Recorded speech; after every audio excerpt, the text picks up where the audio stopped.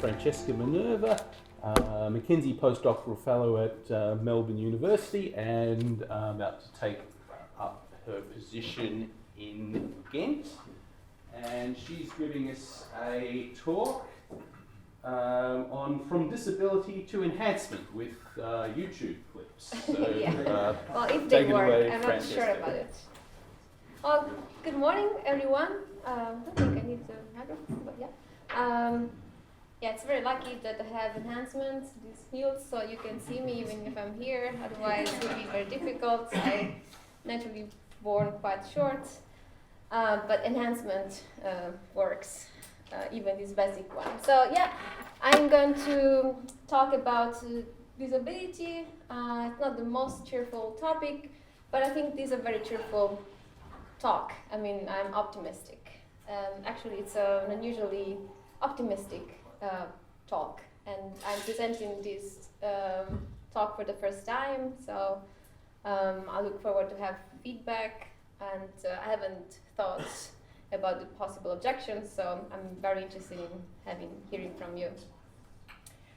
So we're not usually, we don't usually welcome physical impairments as lucky circumstances.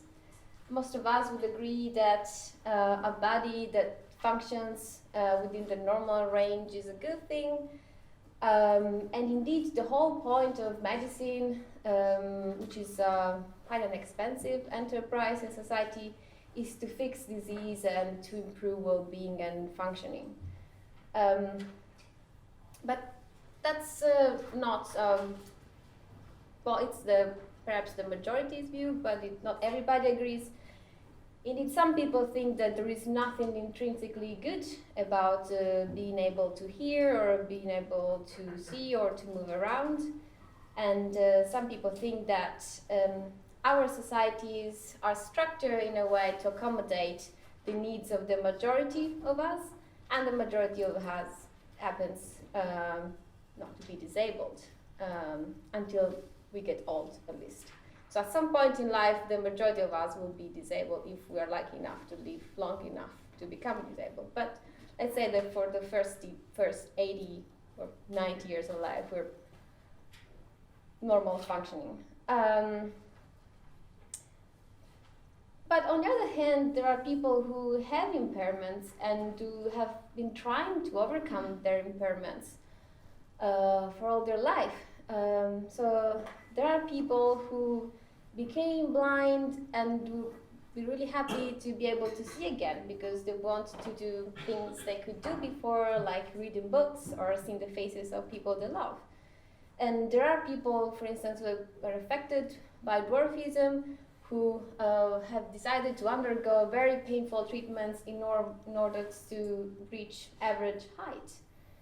On the other hand, again, there are people who feel the disability made them who they are and who makes them feel like they're part of a community. And they actually want their children to have the same disability. So there are some deaf people who really want to have a deaf child. So in the bioethics debate, it's very common, this example, this case of years ago, this couple wanted to have a deaf child and the managed to. And also couples who never have an abortion if their child were affected by a disability. So the thing is that disability is puzzling. The more I read about disability, the more I look at the debate, the more I'm confused. If we look at disabled people, it's really hard to understand whether disability is actually bad per se, or it's bad because of society, or what do disabled people want? Because everyone is different, and how people react to disability has to do with a lot of different elements. So the society in which they live, if you live in a rich country, like Australia for instance, it may be that your disability affects you less than if you're born in a very poor country where your special needs cannot be easily accommodated. And it has to do also with some, I think, genetical set capacities to react. So resilience is very important. Some people are really devastated after they have an accident and they never recover from the shock of becoming disabled. Some other people start a new life and they become much stronger and they think that was a good thing that happened to them. How do you explain that? I think that the environment doesn't tell us the whole story. I think there is some genetic thing, and also our hedonistic set point. Like, all of us are born with a set hedonistic point. So the level of happiness you can reach in your life is influenced partly by events, but also partly by your genetics. At least this is what the evidence seems to suggest, the best scientific evidence we have. So when I started thinking that perhaps, like, I've changed my mind about disability over the years, and one of the reasons why I changed, because I used to think, oh, well, no, disability is not good. Like, I never like to have a disability, so it might be a bad thing for everyone. And then somebody showed me the video of this guy. He's an Australian guy, so he talks with a very strong Australian accent for the people who are not Australian. So you will see how Australian accent is. And I wasn't ready.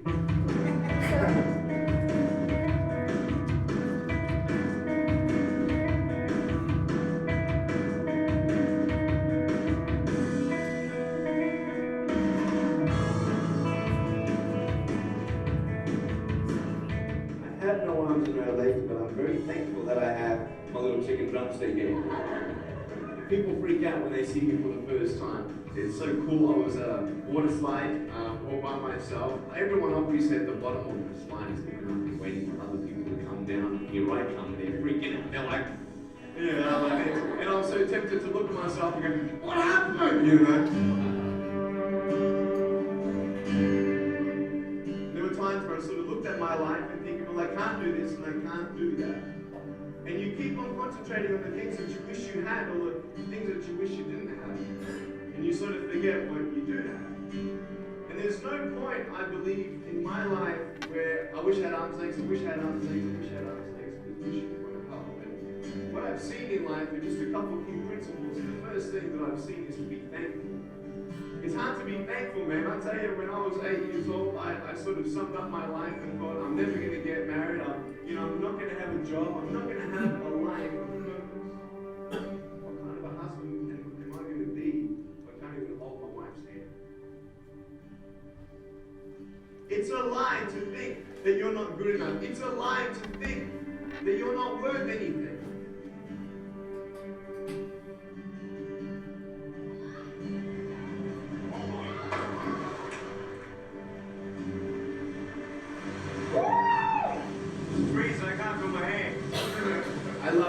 So many people come and say, how come you smile so much? And I'm like, well, it's a long story. I think, yeah. So, I think you get the point I wanted to make, that like, this guy seems to be very happy to me, and he's disabled. I think that we can all agree on that.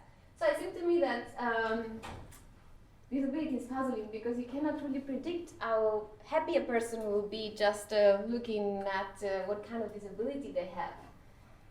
And there is something else to that. And I don't know exactly what it is. But the choice about disability and about whether to keep a pregnancy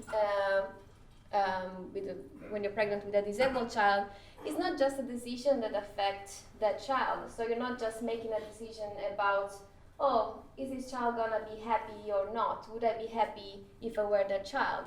It's also a decision that involves yourself as a parent. So how many parents can really take care of a disabled child? Well, not all the parents.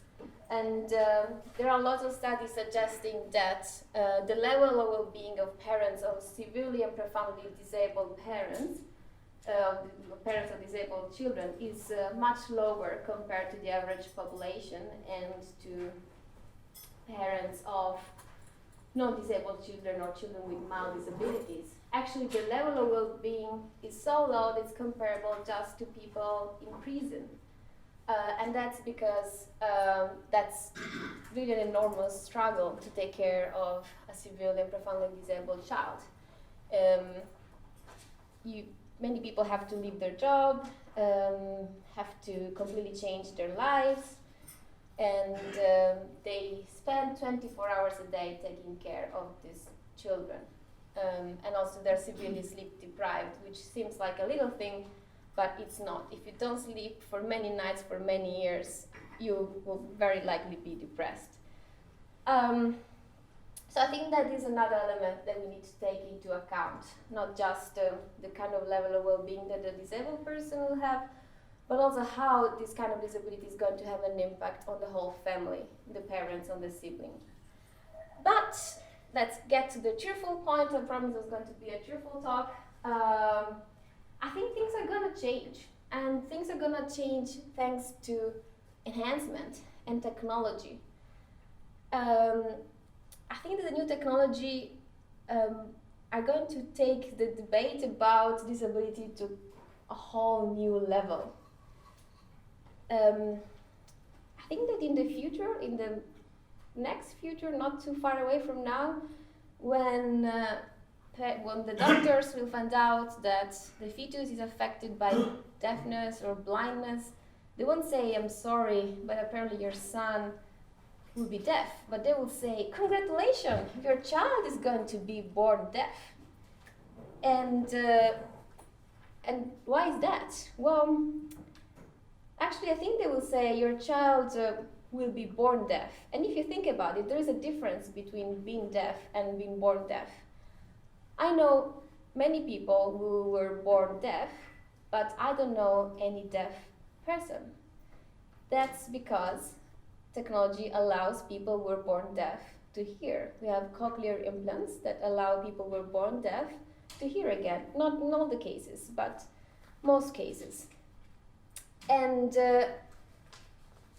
I think that in the future, actually, we will have bionic ears and a lot of new technologies that will allow people who were born deaf to hear much better and to do things with their bionic ears that we cannot do with our natural ears. So if the parents of the future disabled person who has been diagnosed with deafness consider deafness not to be a bad thing or even a good thing because perhaps they're deaf themselves, they will be happy or they will be indifferent to this news because they will think, okay, well, there's no big deal to be deaf, it's fine, it's not going to affect the quality of the life of this future child.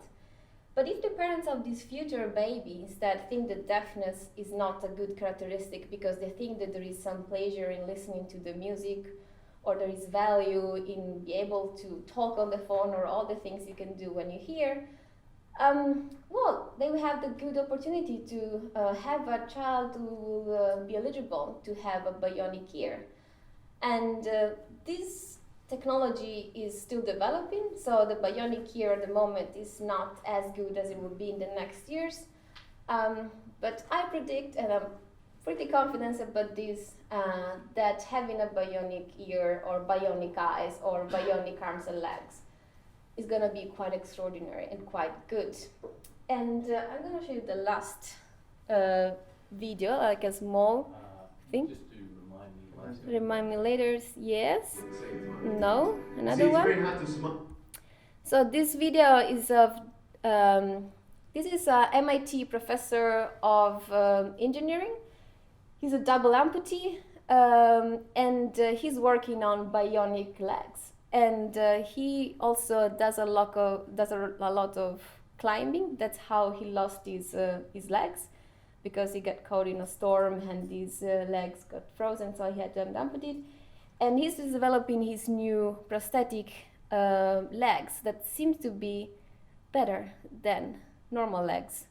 Like this is an example. Oh yeah. And after a year, I was climbing better with the artificial limbs that I achieved with biological limbs before the accident. And this was just an awakening, because I realized that technology can heal, can rehabilitate, and in my own case, it actually could extend my physicality. Light and flexible, the bionic leg moves as elegantly as the real one, as if the wearer still had calf muscles and an Achilles tendon, 12 sensors to measure force, position, speed, 3 microprocessors tell the leg how to perform, and in the ankle, a device that behaves exactly like a muscle. When I go faster, it gives me more energy. When I go up a hill, it gives me even more energy. When I go down a hill, it takes energy out. It brakes automatically for me. I see an extraordinary beauty when that intimacy occurs between human and machine. They should be beautiful, but they need not have a human beauty. They can have a machine beauty. Some 600 amputees, many of them American soldiers, have been fitted with these legs. They aren't cheap. Duhair's pair cost $120,000. People aren't disabled. Technology is disabled. I don't see disability at all. I see bad technology. If someone tapped you on the shoulder and said you can have your original limbs back, what would you say? Absolutely no. Absolutely not. It's fun having a body part that you can freely manipulate. You know, from my knees down, I'm a blank slate. I can create anything. I can build legs with wings if I wanted to. That's a lot of fun. So you get the point again. So it's interesting to notice that he doesn't say that society is disabling him, which is usually the claim that other people do. He said that technology is not advanced enough, and that he sees not a kind of bad society or disabling society. He sees just a technology which is not advanced enough. And this is interesting to me because this is a new perspective on disability again. So he thinks that disability gives him an opportunity to do more extraordinary things that he could do with his normal legs. Indeed, when he was asked, "Oh, would you replace your? Would you like to have your original legs back again?" He said, "No, it's just much better to have these bionic legs," and it's kind of interesting to me. So I think that there is usually this concern that enhancement will cause a lot of differences between the rich and the poor, that the rich people will be the one to have access to enhancement and to become much smarter, better, faster than the poor people or the average people. But I think that actually that's not what is going to happen. I think that will be disabled people who will become the first Superman and Wonder Woman, because this is just the natural progress of technology. This is how technology works. You start creating prosthetic limbs, which can just mimic the functioning of a normal leg, and then very soon you have prosthetic limbs that can do much better. So I don't think that Bill Gates is going to remove his legs and replace them with enhanced prosthetics so that he can run very faster. I don't think that's how it's going to happen, because we're quite conservative. We don't want to undergo a double amputation and intervention and to replace legs with prosthetic limbs if it's not necessary. But I can see someone like, what's the name of the South African, Pistorius, like running much faster than Bolt on his prosthetic limbs. So I think that we won't see the Paralympics in the future, but the Wonder Olympics or something like that, because I think that people who are born with disability will use this amazing enhancement to do things that we can't even imagine now. I think we'll watch them run in slow motion because they will be so fast. And I think this is exciting for them and for us. So let's consider some possible objections. So I think I briefly covered the objection about, the rich people will get it first and what happens to all of us. I don't think that's going to happen. Well, perhaps in the remote future, but I think in the beginning it's the disabled people who will benefit from enhancement. Another objection is, but normal is good. So why should we have limbs that allow you to run faster than Usain Bolt when you can have, just normal prosthetic limbs that will allow you to do the normal things people do? But why should this normal be important? We don't usually tell disabled people that being normal is important, and therefore, we say, your value is lower than a normal person because you cannot do the things that normal people do. We say that normal doesn't really mean much. We don't force people to be normal. So why should we go the other way around and say, oh, actually, you cannot do better than a normal person. You can't run faster than 10 kilometers per hour. You shouldn't have prosthetic limbs allowing you to run 30 kilometers per hour. That's not how we think about normality. So if being normal is not morally relevant when we talk about disability, why should it be relevant when we talk about enhancement? Why should it be relevant when we're trying to figure out how we should build these prosthetic limbs or bionic eyes? So if you can give people like supervision with bionic eyes, why should we say, oh no, you shouldn't have bionic vision? Another objection is, how many minutes do I have? 5? 10 minutes, okay, well, so that's good. Another objection is that we shouldn't play God. I can't see Tony. Cody, is he? Yeah, Tony's there.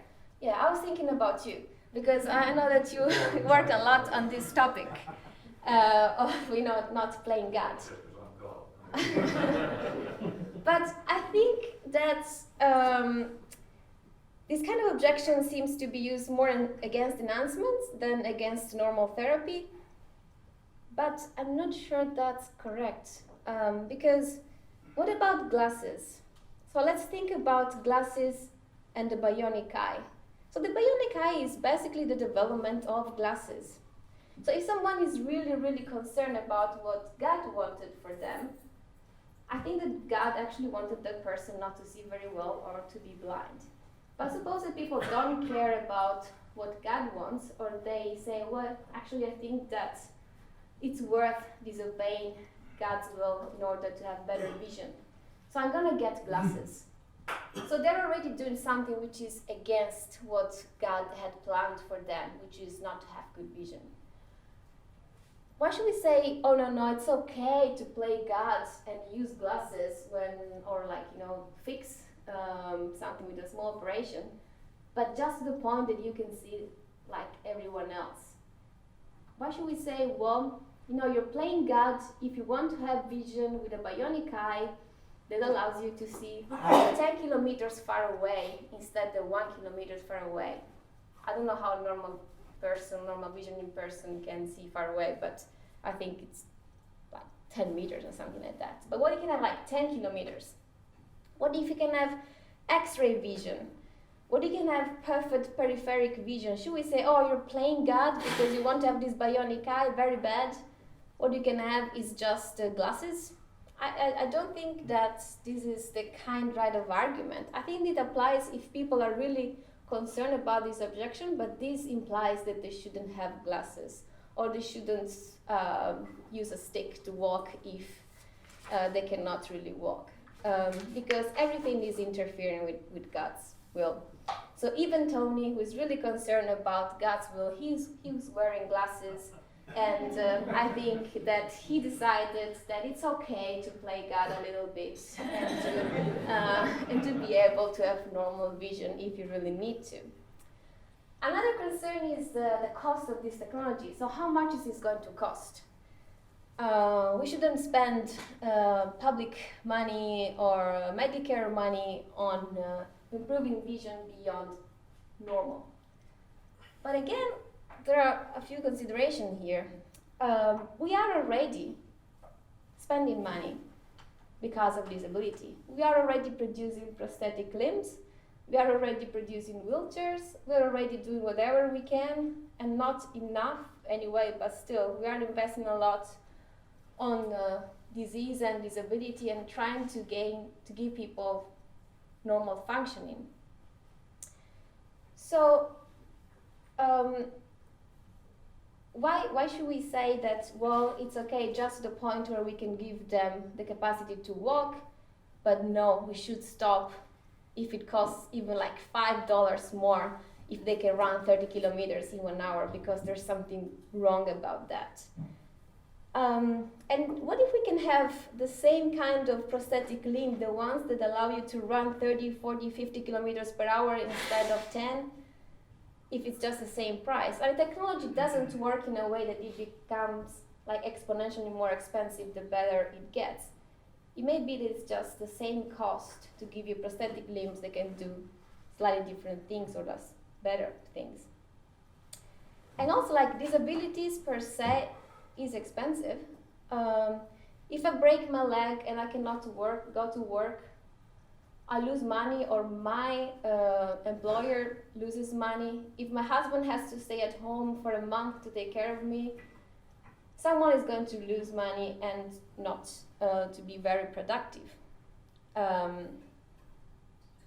So disabilities involves some costs, and these are all costs that we are happy to bear.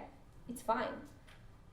However, some of the measures we currently use cannot really restore perfect functioning. So we're spending this money on, for instance, pensions for disabled people to help them. We are creating an environment which is more disabled friendly, but that's something that stops there. But if we could use this money to give people the capacity to do things that really increases benefits for societies and their productivity. Suppose you are born blind now. There are some jobs that you will be prevented to have access to. For instance, you could never become a pilot. In order to drive an airplane, you need to have perfect vision. But what if we have these bionic eyes? Actually, a person who is born blind will be the perfect candidate to have a bionic eye that would allow them to be the best pilot in the world. And this would mean that they would have access to a lot of jobs that they cannot currently have access, but actually they would have more chances to get those jobs than people who were born just normal. And I think there would be like a lot of new jobs that would open up for people who were born with an impairment and they overcame thanks to technologies. I think they will have superheroes. So what does Superman do? He climbs skyscrapers, he saves people, he can see someone drowning in the ocean 20 kilometers away and swim very fast and save them. Well, now it's not technically possible yet. And someone like me is not gonna be in the situation of access to these superpowers, like bionic arms and legs and, and eyes. But somebody who is born disabled will have access to this technology, and they will be on the position of making this transformation and turning into the first Wonder Woman and Superman. So even if the bionic eye, the bionic legs, the bionic limbs were very expensive, they will probably still be as expensive as current strategies we usually have in order to help disabled people, but they will give them an enormous advantage, and they will give to society something really extraordinary. Because these people will be able to do things that average people cannot do. A last point about procreative beneficence. Julian Savulescu is the one who formulated the procreative beneficence principle, and he says that we should select the embryo in the during IVF, we should select the embryo which seems to have the best opportunities in life, and usually it's not the disabled embryo, but it's the healthiest embryo. But if I'm right, and if technologies are really going to change how people live disabilities, I think that in that case we should choose the disabled embryos, because they will be candidates to have a lot of enhancement and to become Superwoman, Wonder Woman and Superman. And this will kind of cause a change in society. So I think that people will start having like a much different approach to disability and to disabled people in general. I think that there are some concerns that people will feel forced to choose to be enhanced, but it's not, I don't think it's necessarily the case. I think that people have different experiences, people live in different environments. Not all the people who had their legs removed want to have these super bionic legs that this guy has. People just have a different approach. And I think it's important as a society that we leave in different individuals the freedom to choose. If someone wants to be disabled, that's fine, that's their choice. If somebody wants to be super enhanced, that's their choice. There is no particular reason to prevent someone to achieve that and to say, no, you have to be just average. If you want to change from disabled, fine, you can just reach, this is the limit, this is what we can do. I cannot see any moral reason to do that. I think we're gonna be a bit jealous of disabled people. There was this, I didn't show you this video, there was this woman without legs, and she was saying that she has 12 pairs of prosthetic legs, and at some point she showed up at this party, and her friend told her, oh my God, you're so tall. And the friend, and she said, oh yes, I'm wearing my tall legs today. And the friend's like, oh, this is not fair, I want them. So I think there will be a shift in how we perceive disability. And so it all comes down to freedom. But I, for myself, I'm really looking forward to become 100 and disabled, because that will be the moment I will have access to this technology that will allow me to finally run the New York Marathon, which I don't think I'm gonna be able to do unless I will get enhanced. And as I said, I'm quite conservative. I don't feel like undergoing any surgery at the moment if I don't really need it. But when I'm old and disabled, that's gonna become real. So now I have a reason to look forward to reach old age, which is something I always feared. But now I'm very optimistic about it. And that's it. Thank you very much.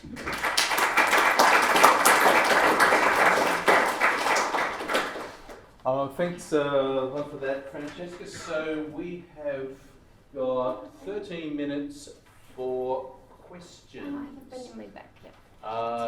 So we'll start with Russell. Yes, I'm getting a pen so that I can write down questions. Yeah. Got it. So, I mean, I know you talked about this in the context of disability, but it seems sort of like a natural implication is that if you get these bioenhancements that exceed normal function pretty dramatically, then it looks like to me there's going to be pressure. I mean, we're talking about future stuff, so surgeries are going to get incredibly safe, and then there's going to be massive pressure for people to basically exchange their quote-unquote naturally given body parts for hyper-enhanced functional ones.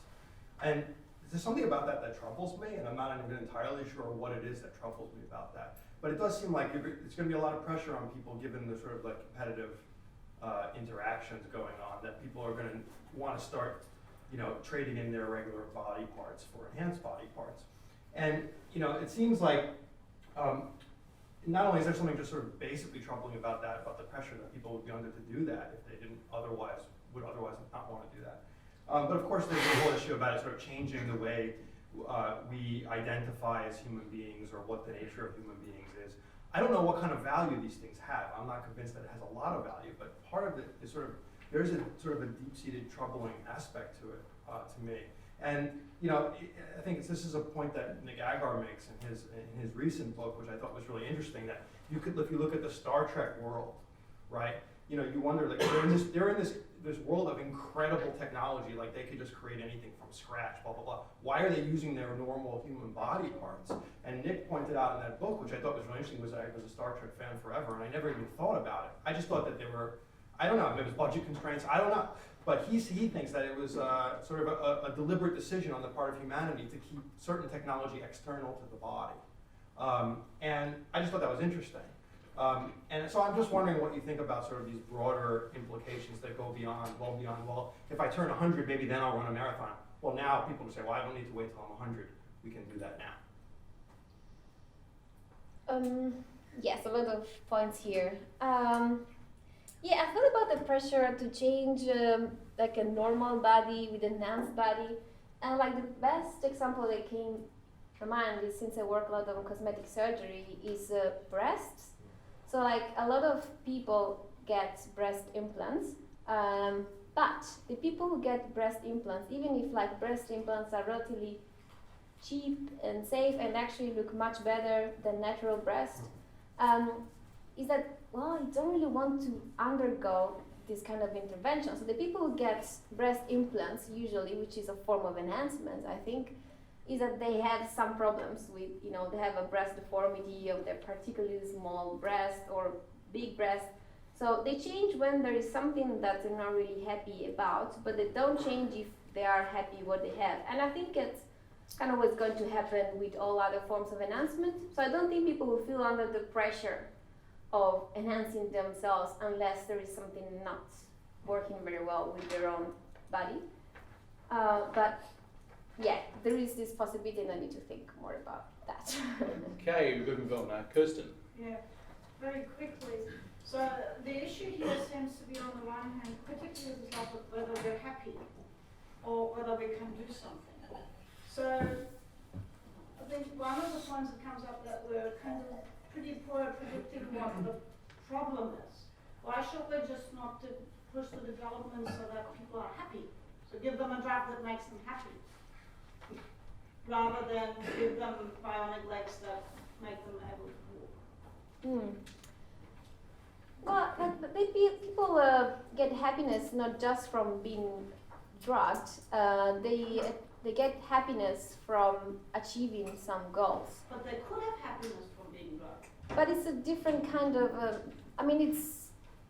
It's happiness, but it's a different kind of feeling that you have, right? If I can run the marathon, or if I'm under cocaine, I might feel the same things. I never used cocaine or never ran a marathon, but I was feeling like a superhero when I ran the first 10 kilometers the other day, and I don't think that if I took drugs, I will feel the same kind of achievements that you feel when you reach your goals and you work hard for that. It's kind of, there is something about achieving your goals, like a second order kind of happiness that is different from having ice cream and stuffing your face with pie or taking cocaine.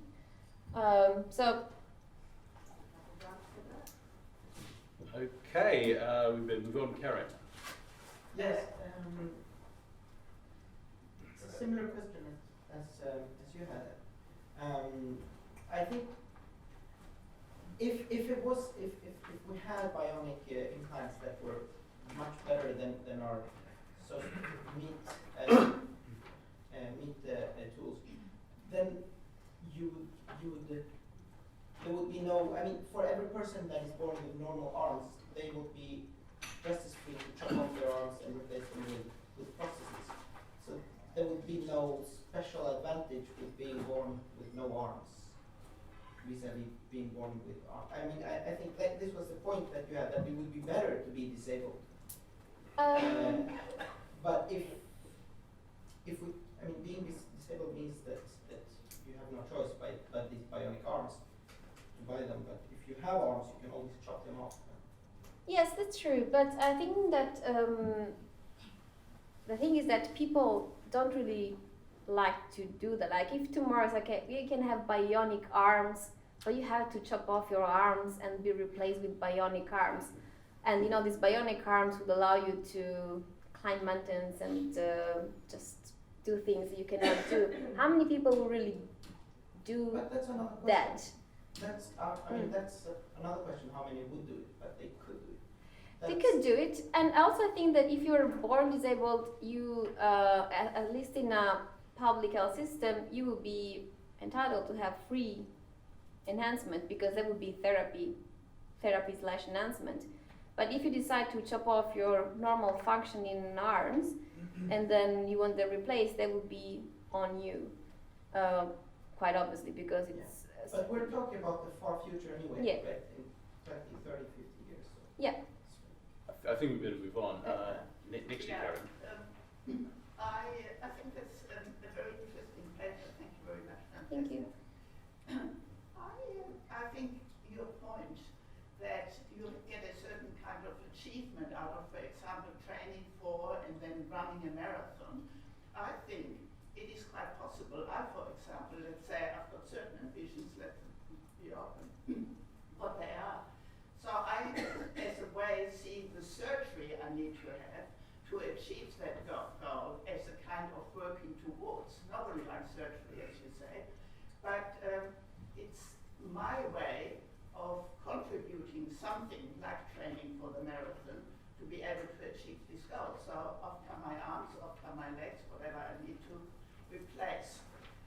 The other point is that the able-bodied person will be the new disabled in the society. And that worries me a bit because people don't like to be disabled. So therefore, there will be this added pressure for enhancement. And I'm not sure that anything is wrong with it, but I can see a push in myself, for example, who want to achieve certain goals, to undergo the surgery, and other members of society wanting to be equal, not being the disabled. There are wonderful stories by Kurt Vonnegut, for example, where he disables able-bodied person so that we are all on the same level. This is the reverse. You need to lift the able-bodied to the level of the disabled. Yeah, is that a finger? Don't do fingers. All right. Yeah, I think that in there is this issue of thinking how the bodies will change, so that at some point the people who are now normal will be disabled compared to the people who were born disabled and that were enhanced. However, I'm not sure this is a kind of shift that is actually going to happen because of numbers. Like the normal functioning people always be the majority, the large majority. For how long? Sorry? For how long? Parents will want disabled child so that their children, so that their child can get an enhancement. So it's like, okay, oh well, that's a possibility, but it may be that in the long run, actually, it's a good thing. So I was thinking a lot about existential risk recently. So what should we do in order to avoid existential risk? Because apparently there is quite agreement that we're gonna be killed or wiped out very soon. And what should we do for that, I think, is to enhance people in a way that they can live on other planets, or they can resist like some kind of major changes in the environment. So if it turns out that we can modify human bodies so to make them fit for Mars or for whatever the environment will be in the situation where the climate has changed radically, or whatever is the scenario, I think it would be a good thing. So if the environment change and adaptation means enhancement, I'm all for it. Perhaps I won't need to wait 100 years in order to become a superhero, and I'm fine with that. Okay, very quickly, you had a question and then Julian Savulescu, and I'm sorry, but that's going to be it.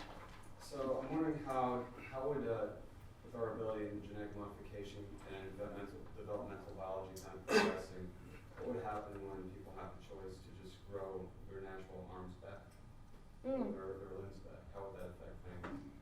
Well, I think people will have a choice. So, it's always better to have this kind of choice. And perhaps, as perhaps Karim was suggesting, I remember, we can be able to use this, just to add some aids that will enhance normal capacity. So you can grow your arm back, but all of us will be able to have some support for our legs and for our arms so that we can run faster, do things faster.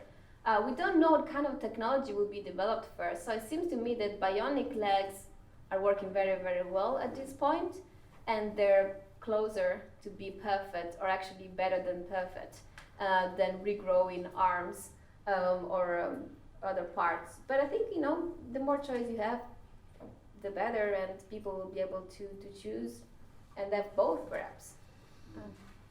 Okay, Julian, last So question. how do you deal with this objection? So Usain, Oscar Pistorius could beat Usain Bolt now. They've had to put in all these limitations on the blade design so that they don't run faster than ordinary human beings. So say you saw this race and Usain Bolt comes second to Oscar Pistorius. We wouldn't say that Oscar Pistorius won the race. We would say the technology won the race. It's not really his achievement. It's really the designer of the blade, the people that have implemented the blade, and so on. So this authenticity objection, it won't be you that runs the marathon with your bionic limbs. You're just living in a sort of really sophisticated computer simulation where technology is doing it. It's no longer your achievement.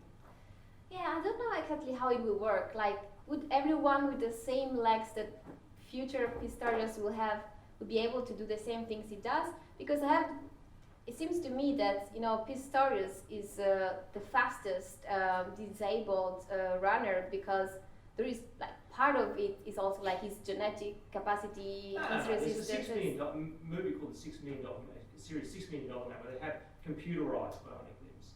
At some point, you'll just be able to put those on and run. You know, you could do it today. You'll be able to run faster than Wow. Yeah, I look forward to that. Well, you know, perhaps like competition or like sports will kind of change in one sense.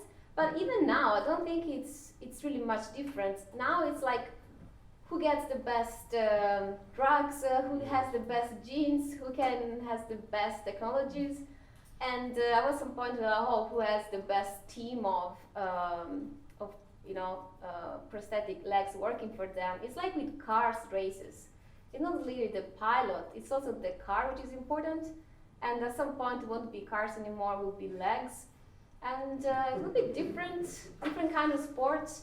Perhaps there will be like the people who don't want to be enhanced, kind of having different kind of sports.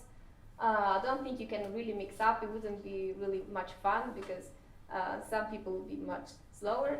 But perhaps because I don't really care about sports that much, so it doesn't really affect me. But I think that we will survive. And it's not authentic, so what? It's not authentic even now. But nobody seems to care about it. I mean, these runners don't seem really human to me, authentic in any sense. They are already Superman. Okay, well that might be a very good place to leave it. Thank you.